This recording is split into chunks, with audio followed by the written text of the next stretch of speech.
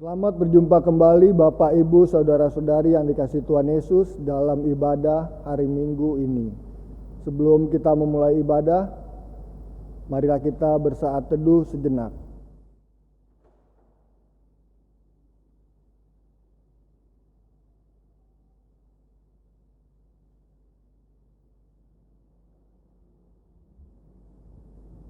Presbiter bertugas mengucapkan selamat beribadah di hari Minggu kedua sesudah Pentakosta. Kiranya ibadah kita saat ini berkenan di hadapan Tuhan dan kita diberkati olehnya. Pemberita firman pada ibadah ini dilayani oleh Vikaris David Sihite. Dalam ibadah ini kita bersama-sama akan menghayati tema Perjanjian damai. Bapak, Ibu, saudara-saudara, dan adik-adik dapat mengikuti ajakan berdiri atau duduk dalam tata ibadah ini dan dapat menyesuaikan dengan keadaan.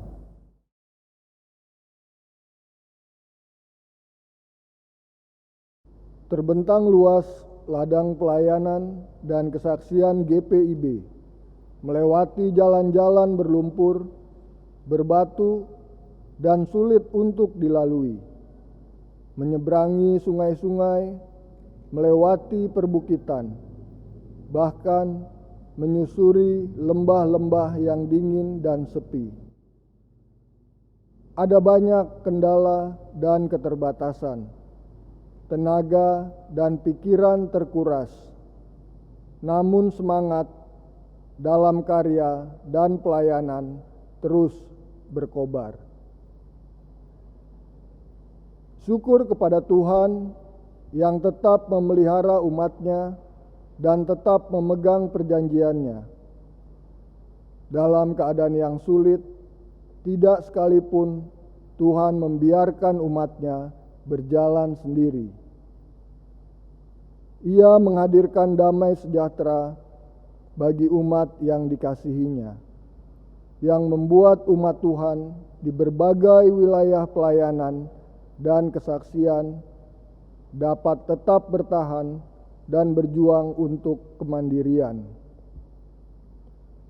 Marilah mengucap syukur pada Allah atas janji setianya pada umat yang senantiasa berharap hanya kepadanya.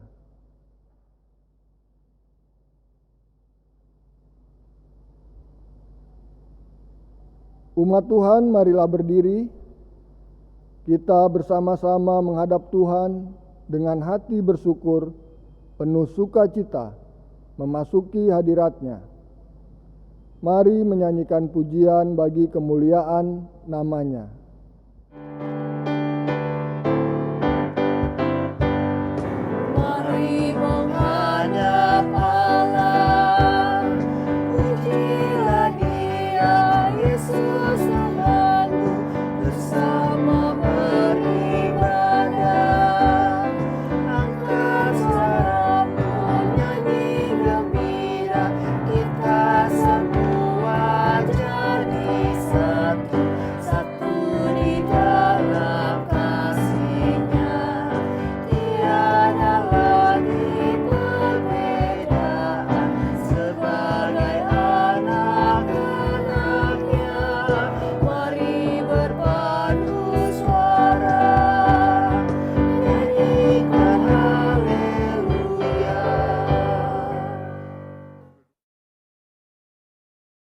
Umat Allah yang terkasih, kita percaya bahwa pertolongan kita adalah dalam nama Tuhan yang menjadikan langit dan bumi. Amin. Damai dan kasih Tuhan besertamu. Dan besertamu juga.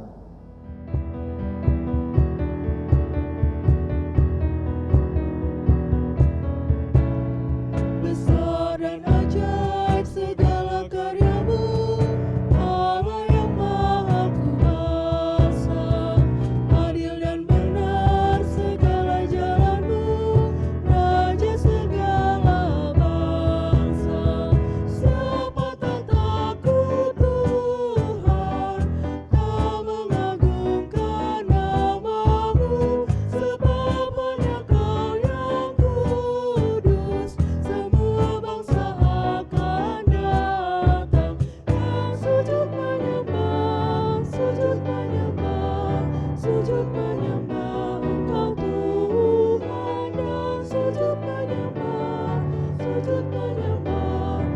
sujud menyembah Engkau Tuhan.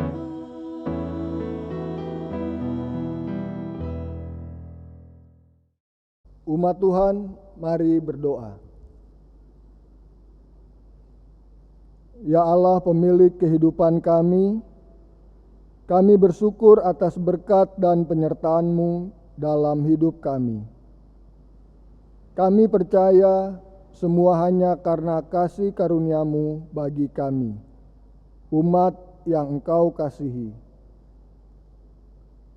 Ya Allah Maha Pengasih, kami memohon kepadamu, ampunilah kami bila kadangkala kami lalai dan berbuat segala sesuatu yang tidak berkenan kepadamu.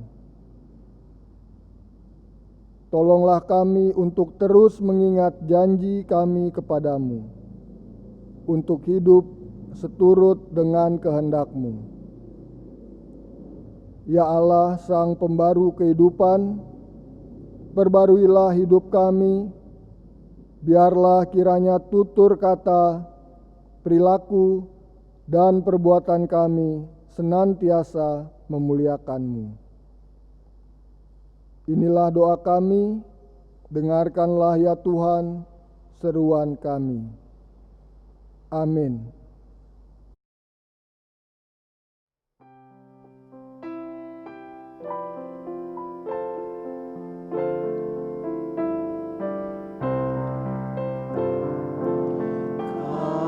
Kasih Tuhanku sungguh besar, tinggi dan dalam, luas benar, untuk manusia Ia beri kasih yang suci dan abadi.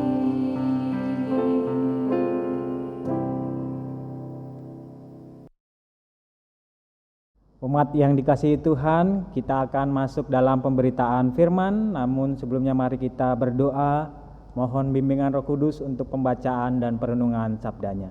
Kita berdoa. Ya Allah yang Maha Kasih, kini kami akan membaca dan merenungkan firman-Mu. Kiranya Roh Kudus-Mu mencerahkan hati dan pikiran kami, mampukan kami untuk memahami bagaimana Engkau berbicara kepada kami tentang perjanjian-Mu dan kepastiannya, dan harapan yang kami miliki dalam Yesus Kristus, Tuhan dan Juru Selamat kami. Tuntunlah kami ya Allah, di dalam Kristus Yesus kami berdoa. Amin. Marilah kita berdiri untuk mendengarkan pembacaan Alkitab. Terpujilah Kristus, haleluya.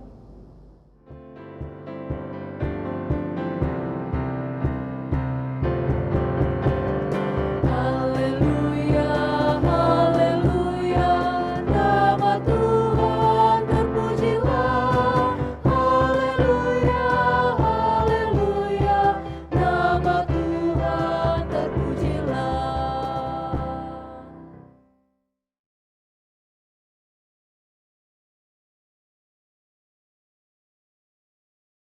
Bacaan Alkitab hari ini dari Kitab Kejadian 31 ayat 43 sampai 50 yang menyatakan, lalu Laban menjawab Yakub, perempuan-perempuan ini anakku, dan anak-anak lelaki ini cucuku, dan ternak ini ternakku. Bahkan segala yang kau lihat di sini adalah milikku. Jadi, apakah yang dapat kuperbuat sekarang kepada anak-anakku ini, atau kepada anak-anak yang dilahirkan mereka? Maka sekarang, marilah kita mengikat perjanjian, aku dan engkau, supaya itu menjadi kesaksian antara aku dan engkau." Kemudian Yakub mengambil sebuah batu dan didirikannya menjadi tugu. Selanjutnya berkatalah Yakub kepada sanak saudaranya, "Kumpulkanlah batu." Maka mereka mengambil batu dan membuat timbunan. Lalu makanlah mereka di sana di dekat timbunan itu. Laban menamai timbunan batu itu Yegar Sahaduta, tetapi Yakub menamainya Galet. Lalu kata Laban, "Timbunan batu inilah pada hari ini menjadi kesaksian antara aku dan engkau." Itulah sebabnya timbunan itu dinamainya Galet dan juga Mispa. Sebab katanya, "Tuhan kiranya berjaga-jaga antara aku dan engkau apabila kita berjauhan. Jika engkau mengaibkan anak-anakku, dan jika engkau mengambil istri lain di samping anak-anakku itu. Ingatlah, walaupun tidak ada orang dekat kita, Allah juga yang menjadi saksi antara aku dan engkau." Hendaklah firman Tuhan dengan segala kekayaannya diam di dalam hatimu dan ucaplah syukur kepada Allah.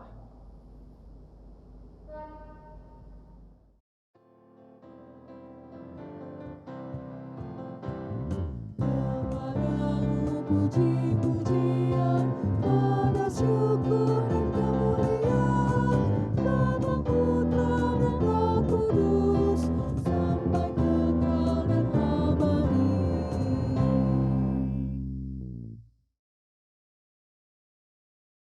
Bapak, Ibu, saudara-saudara yang dikasihi Tuhan, ada begitu banyak orang yang begitu mudah mengucapkan janji, namun pada kenyataannya kemudian tampaknya sulit untuk menepatinya, atau bahkan mungkin enggan untuk menepati janji itu. Semoga masing-masing kita adalah orang yang lebih sering menepati janji dibandingkan mengingkari janji. Dan bacaan kita hari ini juga terkait dengan pembahasan seputar janji ataupun perjanjian. Dan tema ibadah kita juga terkait hal itu. Dikatakan bahwa tema kita adalah perjanjian damai. Namun kita tidak akan membahas apakah perjanjian itu ditepati atau tidak. Kita akan mencoba melihat bagaimana sikap ataupun cara pandang kita terhadap janji. Karena itu izinkan saya untuk menjelaskan sekilas tentang konteks bacaan kita pada minggu ini. Dan kita tentu akan lebih memahami apabila kita membaca perikop dari kitab Kejadian pasal 31 ini, mulai dari ayatnya yang pertama sampai ayat yang terakhir, ayat yang ke-55. Perikop ini secara umum menggambarkan bagaimana sebenarnya relasi Yakub dan Laban sudah tidak baik atau relasi mereka tidak harmonis sudah sejak lama. Dan Yakub merasa bahwa dia sudah tidak sanggup lagi hidup bersama dengan Laban. Kita mengetahui bahwa Yakub adalah orang yang bekerja kepada Laban. Ia memelihara ternak-ternak milik Laban, dan Laban sendiri adalah mertua Yakub. Yang dengan satu dan lain hal, kalau kita baca kembali ke belakang, Yakub yang begitu mencintai Rahel pada akhirnya juga harus menikahi Lea, anak Laban, sebelum ia dapat menikahi Rahel. Jadi sudah sejak awal relasi mereka kurang baik, dan memuncak setelah kurang lebih selama dikatakan 20 tahun Yakub bersama dengan Laban dan sudah cukup baginya merasakan berbagai tekanan bahkan ketidakadilan. Hingga akhirnya Yakub memutuskan untuk melarikan diri dari Laban bersama dengan istrinya, istri-istrinya dan anak-anaknya. Dan pada akhirnya kemudian pelarian Yakub ini pun diketahui Laban. Laban segera menyusul Yakub, bergegas menyusul Yakub dan menjumpainya di pegunungan Gilead. Namun setibanya di sana suatu malam Allah menjumpai Laban dalam mimpinya. Kalau kita lihat di ayat yang ke-24 dikatakan demikian. Pada waktu malam datanglah Allah dalam suatu mimpi kepada Laban, orang Aram itu, serta berfirman kepadanya, "Jagalah baik-baik, supaya engkau jangan mengatai Yakub dengan sepatah kata pun." Jadi peringatan Allah kepada Laban di dalam mimpi ini hendak mengatakan supaya Laban ketika menjumpai Yakub jangan sekali-sekali memarahi, menasehati ataupun mengucapkan kata-kata yang buruk kepada Yakub. Bahkan mungkin tidak diperkenankan untuk meminta Yakub kembali. Dan kita pada bagian terakhir bacaan ini kita juga dapat melihat kemudian bahwa Laban dan Yakub mengadakan perjanjian dan timbunan batu atau tugu menjadi saksi atas perjanjian mereka. Nah, yang menariknya Bapak Ibu saudara-saudara yang dikasihi Tuhan, ada pemahaman bahwa perjanjian ini diusulkan oleh Laban karena latar belakang ketakutan Laban tersendiri terhadap Yakub. Mengapa Laban takut kepada Yakub? Karena Laban sendiri menyaksikan bahwa Yakub begitu diberkati dan dilindungi oleh Allahnya, Allah Yakub. Sementara Laban yang statusnya adalah penyembah berhala, tidak merasakan bahwa dewa atau sembahannya begitu melindungi atau memberkatinya. Dan terbukti ketika Yakub berhasil melarikan diri darinya. Ada ketakutan tersendiri dari Laban, terlebih ketika ia membayangkan jangan-jangan suatu waktu nanti Yakub akan membalas segala perbuatan yang tidak baik yang ia terima selama ini dan akan membalaskannya kepada Laban. Makanya diusulkanlah atau diadakanlah perjanjian itu. Dan secara keseluruhan dikatakan kemudian mereka, Yakub secara khusus memberikan persembahan kurban, dan pada malam itu juga mereka mengadakan makan bersama. Dan ini menjadi tanda bahwa mereka berdamai. Yakub dan Laban berdamai. Relasi mereka yang tidak baik itu sebelumnya pada akhirnya dipulihkan. Kira-kira demikian konteks bacaan kita hari ini. Perihal bagaimana relasi Laban dan Yakub, terlebih bagaimana mereka membuat perjanjian untuk tidak menyakiti satu sama lain atau berbuat jahat satu sama lain di kemudian hari. Nah, sebenarnya ada banyak perspektif dari bacaan kita hari ini, makna yang dapat kita ambil, namun mari kita fokus pada tema ibadah kita tentang perjanjian damai dan bagaimana cara pandang dan sikap kita terhadap perjanjian. Terlebih perjanjian yang menghadirkan damai.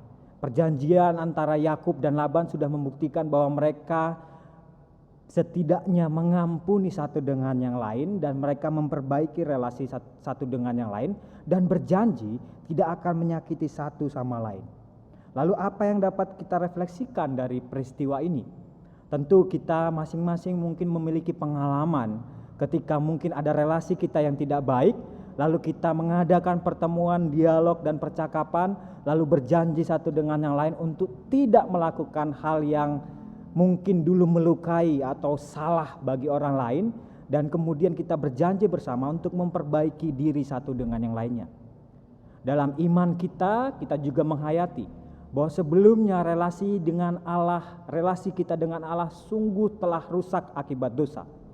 Namun karena pengorbanan Kristus kita diampuni, kita ditebus dan relasi kita dengan Allah dipulihkan. Pada saat yang bersamaan kita berjanji bahwa kita akan hidup seturut dengan kehendak Allah. Kita tidak mau relasi kita rusak kembali, namun kita mau memelihara relasi dengan Allah untuk lebih baik. Dan kita percaya juga bahwa relasi yang lebih baik dengan Allah itu akan memberkati kehidupan kita. Nah, Bapak Ibu yang dikasihi Tuhan, tentu dalam tradisi iman kita mengingat tentang baptisan. Dan ini menurut saya menarik bagi kita untuk merefleksikan terkait pembahasan tentang perjanjian, terlebih dalam janji kita kepada Tuhan. Kita tentu mengingat bahwa baptisan adalah tanda perjanjian keselamatan. Kita percaya bahwa kita adalah anak-anak Allah. Kita dipersatukan dengan Kristus yang mati dan bangkit serta naik ke surga. Serta kita percaya bahwa Roh Kudus berdiam di dalam kita. Roh Kudus juga membimbing dan menolong kita agar selalu hidup dalam kebenaran, taat dan setia pada firman Tuhan. Janji baptisan. Baptisan adalah ketika kita mengakui dan berjanji akan hidup seturut dengan kehendak Allah, karena percaya bahwa Kristus adalah juru selamat kita. Namun pertanyaannya Bapak Ibu saudara-saudara yang dikasihi Tuhan, apakah kita memang sudah terus mengingat perjanjian itu dan apa yang kita lakukan terhadap janji yang sudah kita buat itu? Apakah kita benar-benar semangat menjalani kehidupan ini seturut dengan kehendak Allah? Semoga janji bukan hanya tinggal janji. Seperti nyanyian-nyanyian yang kita dengar, tapi janji, tinggal janji, dan selanjutnya. Semoga kita tidak hanya berjanji untuk hidup seturut dengan kehendak Allah, tapi kita senantiasa mengingat dan mau setiap saat hidup seturut dengan kehendak Allah. Dan ini memang proses yang tidak mudah, apalagi mengingat janji kita untuk taat pada firman Tuhan, apalagi melakukan disiplin-disiplin rohani. Saya berjanji akan rutin berdoa, saya janji akan rutin membaca firman Allah, saya berjanji akan rutin melakukan hal-hal yang baik dalam keseharian saya. Ini persoalan yang tidak mudah. Dan banyak sekali godaan yang kadangkala mampu menggeser konsentrasi kita untuk memenuhi janji-janji kita kepada Tuhan. Lalu bagaimana cara kita melatih diri untuk tetap konsisten mengingat dan menepati janji kita, terlebih menghargai perjanjian kita dengan Tuhan? Terkait hal ini saya mengingat sebuah gagasan yang disampaikan oleh Pendeta Binsar Pakpahan, dosen di Sekolah Tinggi Filsafat Teologi Jakarta. Ia mengemukakan gagasan tentang malu spiritual, rasa malu spiritual. Apa yang dimaksud dengan rasa malu spiritual ini? Malu spiritual ini sejatinya dapat menjadi semacam norma moral yang mengingatkan umat Allah akan identitasnya yang terbentuk karena adanya perjanjian dengan Allah, dan untuk tetap berpegang pada perjanjian itu. Mengingat akan identitasnya. Apa identitas tersebut? Kita diajak untuk mengingat bahwa kita adalah umat yang telah diampuni dan ditebus, dan relasi dengan Allah dipulihkan, dan kita berjanji untuk hidup seturut dengan kehendak-Nya. Rasa malu spiritual ini kemudian menjadi semacam nilai moral dalam diri kita untuk dengan sadar dan merasa malu dan mengakui segala kesalahan, kegagalan, dan kekurangan kita di hadapan Allah, dan pada saat yang sama kita memohon agar Allah memulihkan dan memberdayakan kita terlebih ketika kita melakukan segala kesalahan atau segala perbuatan yang melanggar janji kita untuk taat dan setia kepada Tuhan. Jadi malu spiritual ini lebih cenderung kepada nilai moral dalam diri kita untuk secara sadar dan malu mengakui segala kesalahan, meskipun tidak ada orang yang melihat perbuatan salah yang kita lakukan, meskipun tidak ada aturan yang menyatakan bahwa kita bersalah atau tidak, atau hukum yang menyatakan bahwa kita salah atau tidak. Tapi karena kesadaran kita bahwa kita telah melakukan kesalahan atau pelanggaran terhadap kehendak Allah, pada saat yang sama kita sadar kita telah melanggar perjanjian kita dengan Allah. Dan yang lebih esensial, kita mau mengakuinya di hadapan Tuhan, memohon pengampunan, mengakui bahwa kita telah melakukan kesalahan dan berkomitmen untuk tidak melakukan kesalahan yang sama. Dan secara jujur mengakuinya di hadapan Tuhan dan sesama. Kita menanamkan rasa malu itu di dalam diri kita. Terlebih malu ketika kita gagal, bahkan tidak mampu melakukan kehendak Tuhan. Karena itu Bapak Ibu saudara-saudara yang dikasihi Tuhan, mari terus berusaha untuk setia dan taat kepada Tuhan. Senantiasa mengingat dan menepati janji kita.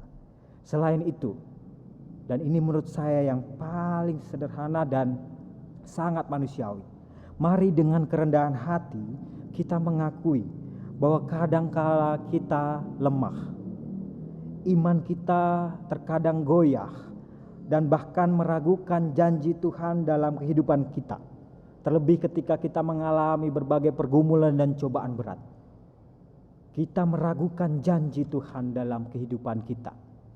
Namun mari pada saat yang sama kita memohon agar Tuhan senantiasa menguatkan kita, memulihkan kita, agar kita tetap setia dan taat kepadanya. Kita percaya bahwa Tuhan tidak pernah ingkar janji dan percaya bahwa janjinya sungguh akan digenapi bagi setiap orang yang taat dan setia kepadanya. Ingatlah selalu janji Tuhan bahwa Ia senantiasa bersama dengan kita. Ia melindungi kita, Ia memelihara kita, dan Ia selalu mengasihi kita. Ia tidak pernah meninggalkan kita. Tuhan memberkati kita sekalian. Amin.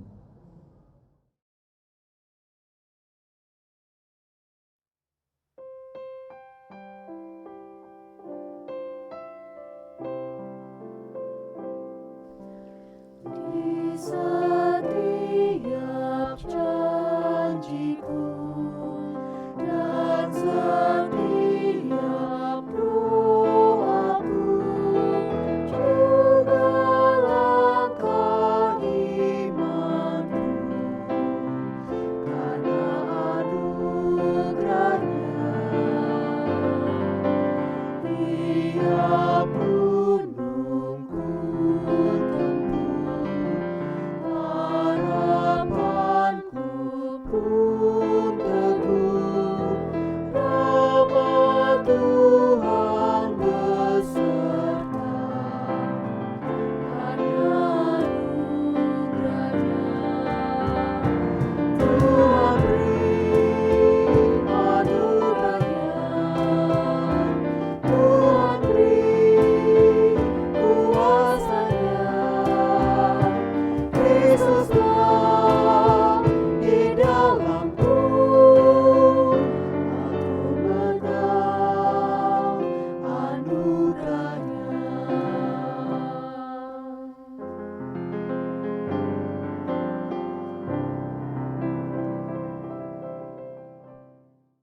Umat Tuhan, marilah berdiri di dalam kesatuan Gereja Kristus di berbagai waktu dan tempat.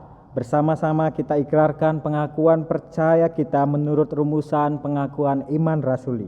Dengan hati dan mulut masing-masing orang berkata, "Aku percaya kepada Allah, Bapa yang Maha Kuasa, Khalik langit dan bumi, dan kepada Yesus Kristus, anaknya yang tunggal Tuhan kita, yang dikandung daripada Roh Kudus, lahir dari anak darah Maria, yang menderita di bawah pemerintahan Pontius Pilatus, disalibkan, mati dan dikuburkan, turun dalam kerajaan maut, pada hari yang ketiga bangkit pula dari antara orang mati, naik ke sorga, duduk di sebelah kanan Allah, Bapa yang Maha Kuasa, dan yang akan datang dari sana untuk menghakimi orang yang hidup dan yang mati.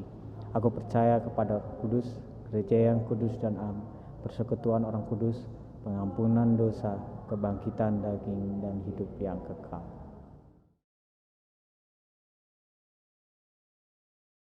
Bapak Ibu saudara-saudara yang dikasihi Tuhan, marilah kita naikkan syafaat kita berdoa. Ya Allah yang Maha Kasih, kami bersyukur atas kasih karunia-Mu dalam kehidupan kami, ketika Engkau senantiasa memelihara, merawat, dan melindungi kami dalam keseharian kami. Dan kami telah mendengarkan firman-Mu. Tolonglah kami ya Allah untuk memahami dan mengerti akan firman yang baru saja kami dengar dan kami renungkan bersama. Terlebih ketika kami diajak untuk senantiasa mengingat janji kami kepadamu. Janji sebagai umat yang telah Engkau ampuni, umat yang Engkau senantiasa kasihi. Tolonglah kami ya Allah agar dalam keseharian kami juga kami senantiasa mengingat akan kehendak-Mu dalam kehidupan kami. Apa yang sepatutnya kami lakukan, apa yang selayaknya kami lakukan. Dalam doa ini ya Bapa, secara khusus kami mau berdoa bagi saudara-saudara kami yang mungkin dalam bulan ini atau dalam minggu ini dalam masa-masa duka. Terlebih bagi warga jemaat GPIB Eklesia. Kami berdoa ya Bapa bagi keluarga besar Siringo-Ringo sektor pelayanan 3 dan juga keluarga besar Herbawal sektor pelayanan 4. Ketika keluarga kehilangan orang terkasih, suami, ayah, saudara, rekan, sahabat, kami juga berduka ketika tampaknya berita-berita duka begitu menyedihkan hati kami. Berita yang tidak kami duga dan tidak kami mampu untuk memahaminya. Terlebih bagi keluarga yang ditinggalkan. Kami berdoa ya Allah, kiranya Engkau senantiasa merangkul keluarga ini. Engkau kuatkan, Engkau hibur. Biarlah kasih-Mu senantiasa hadir dalam kehidupan keluarga. Kami juga berdoa ya Bapa bagi keluarga besar Tiwo, terlebih ketika keluarga ini, terkhusus Bapak Pendeta Hendrik Tiwo, kehilangan kakak terkasih yang telah berpulang. Engkau berkati keluarga besar ini ya Bapa, baik yang ada di Manado maupun di Jakarta. Kiranya kasih-Mu juga merangkul keluarga ini dalam masa duka ini. Begitu juga dengan kabar duka lain yang dialami oleh setiap warga jemaat. Kau berkati, Kau lindungi, dan Kau kuatkan kami, manusia yang penuh dengan keterbatasan dan kelemahan ini. Kami berdoa juga ya Bapa bagi setiap warga jemaat, dari sektor pelayanan 1 sampai dengan sektor pelayanan 6. Bagi warga jemaat yang mungkin dalam kelemahan tubuh, baik itu yang sedang dirawat di rumah ataupun di rumah sakit, dalam proses pemulihan mereka, kiranya Engkau senantiasa memberkati. Kami juga berdoa ya Bapa bagi setiap warga jemaat yang bersukacita dan bersyukur atas pertambahan usia ataupun perayaan hari ulang tahun pernikahan. Kiranya Engkau memberikan sukacita dan berkat bagi saudara-saudara kami. Engkau limpahkan berkat dan kasih dalam kehidupan mereka. Dan biarlah kehidupan mereka juga terus menjadi kesaksian akan kebaikan Tuhan dalam kehidupan saudara-saudara kami. Kami berdoa ya Bapa bagi gereja-Mu ini, GPIB Jemaat Eklesia. Kami berdoa bagi pendeta, Ketua Majelis Jemaat Bapak Pendeta Hendrik Tiwo, Ibu Pendeta Nova Manahampi selaku pendeta jemaat, dan juga bagi setiap penatua dan diaken yang melayani terus gereja-Mu ini, melayani bersama dengan warga jemaat, terlebih dalam situasi pandemi saat ini. Kau berkati setiap jerih lelah mereka ya Bapa. Kau berkati karya dan pelayanan mereka, juga orang-orang yang memperhatikan jemaat ini, bagi setiap tim keamanan, tim kebersihan, ataupun orang-orang yang begitu rutin memperhatikan kehidupan jemaat ini. Engkau berkati mereka ya Bapa. Juga kami berdoa bagi tim sosial media yang sejak awal telah berjerih lelah membantu mempersiapkan pelayanan ibadah hari Minggu, dan juga tim yang mempersiapkan ibadah keluarga rutin. Engkau berkati mereka, Engkau berkati setiap jerih lelah mereka, pergumulan mereka, dan biarlah setiap karya dan pelayanan yang mereka lakukan semua hanya demi kemuliaan nama Tuhan. Kami berdoa ya Bapa bagi rencana-rencana ke depan dalam penjajakan proses ketika gereja akan dibuka kembali dengan pola dan aturan ataupun protokol yang baru dalam peribadahan. Engkau berkati setiap persiapan yang telah dilakukan oleh pelaksana harian majelis jemaat dan juga setiap presbiter. Engkau berkati juga setiap petugas-petugas maupun rencana-rencana ataupun usaha yang telah dilakukan. Biarlah kami ya Bapa dapat Engkau berkati dan kelak kami dapat bersekutu bersama dengan aman dan nyaman, dengan tenang, dan kami dapat bersuka cita bersama memuliakan nama Tuhan. Engkau berkati juga setiap usaha pemerintah di pusat maupun di daerah dalam proses penanganan penyebaran virus COVID-19 ini. Engkau berkati setiap jerih lelah pemerintah yang tampaknya tak kenal lelah untuk melayani masyarakat. Biarlah setiap usaha mereka dapat membuahkan hasil yang baik. Engkau berkati ya Bapa, Engkau berikan kebijaksanaan. Ya Bapa, kami juga berdoa dalam situasi pandemik ini bagi saudara-saudara kami yang mungkin mulai mengalami kesulitan hidup. Baik itu mereka yang mungkin terpaksa mendapatkan PHK karena situasi pandemik ini, atau mereka yang mendapatkan atau menerima kurangnya pendapatan atau penghasilan mereka, dan juga mereka yang bergumul hingga merasa seperti ditinggalkan, dilupakan, dan tak mampu berbuat apa-apa. Tolonglah mereka ya Bapa, biarlah tangan kasih-Mu tercurah sampai kepada mereka melalui perhatian setiap rekan, saudara, bahkan pemerintah. Biarlah semangat untuk menjalani kehidupan ini dengan keyakinan akan penyertaan Tuhan juga hadir dalam kehidupan saudara-saudara kami yang bergumul. Ya Bapa, biarlah doa ini juga kami sempurnakan di dalam Kristus Yesus yang telah mengajarkan kami berdoa.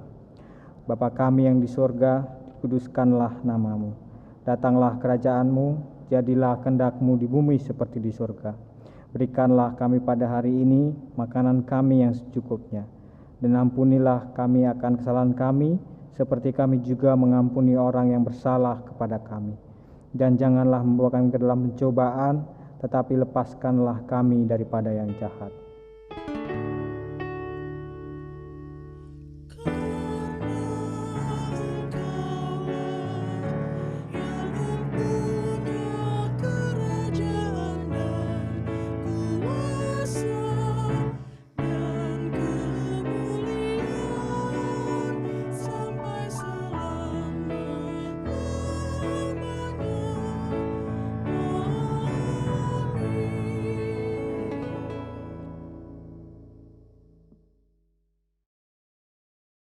Umat Tuhan, marilah kita bersyukur kepada Tuhan dengan memberi persembahan. Dengarlah nas Alkitab dalam surat Roma 12 ayat 1 yang menyatakan, "Karena itu saudara-saudara, demi kemurahan Allah, aku menasihatkan kamu supaya kamu mempersembahkan tubuhmu sebagai persembahan yang hidup, yang kudus dan yang berkenan kepada Allah. Itu adalah ibadahmu yang sejati." Saudara-saudara dapat memberikan persembahan melalui transfer bank atau dikumpulkan melalui amplop keluarga yang dapat diberikan pada waktu-waktu tertentu. Tuhan memberkati persembahan kita.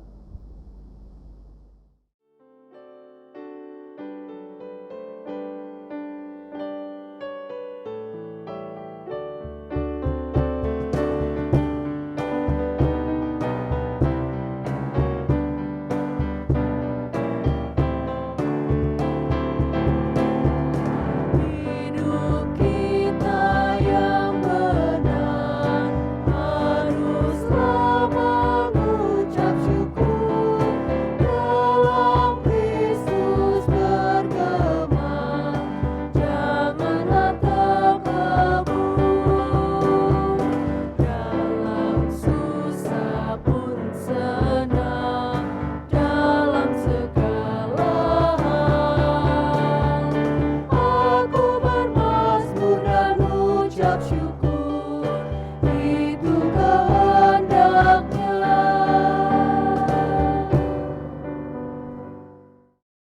Umat Tuhan, mari menyerahkan persembahan kita dalam doa. Kami bersyukur kepadamu ya Tuhan atas kasih-Mu yang tidak berkesudahan dalam hidup kami. Kini kami menyatakan syukur kami kepadamu melalui persembahan ini.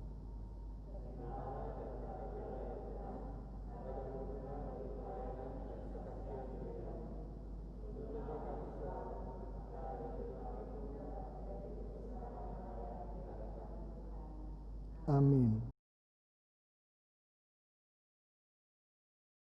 Umat yang dikasihi Tuhan, silahkan berdiri. Kembalilah dalam keseharianmu. Ingatlah bahwa Tuhan senantiasa bersama dengan kita.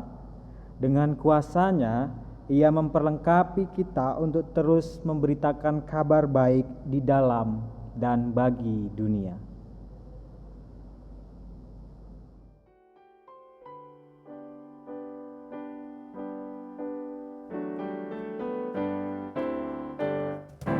Janji yang manis kau tak kulupakan, tak terombang-ambing lagi jiwaku.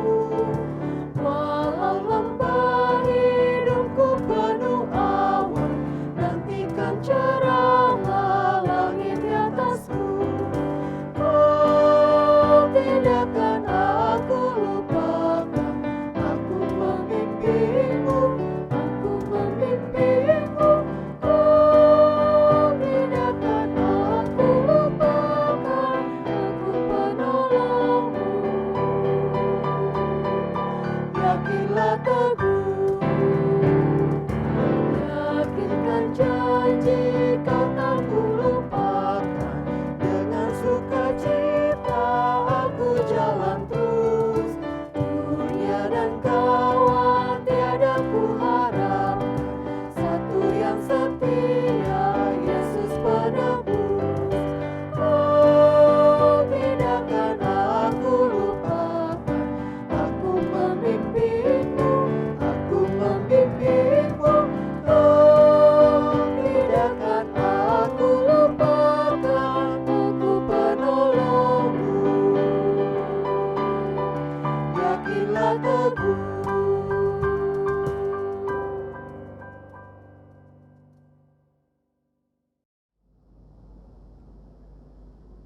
Kini arahkanlah hati dan pikiranmu kepada Tuhan, serta terimalah berkat-Nya. Tuhan memberkati engkau dan melindungi engkau. Tuhan menyinari engkau dengan wajah-Nya dan memberi engkau kasih karunia. Tuhan menghadapkan wajah-Nya kepadamu dan memberi engkau damai sejahtera.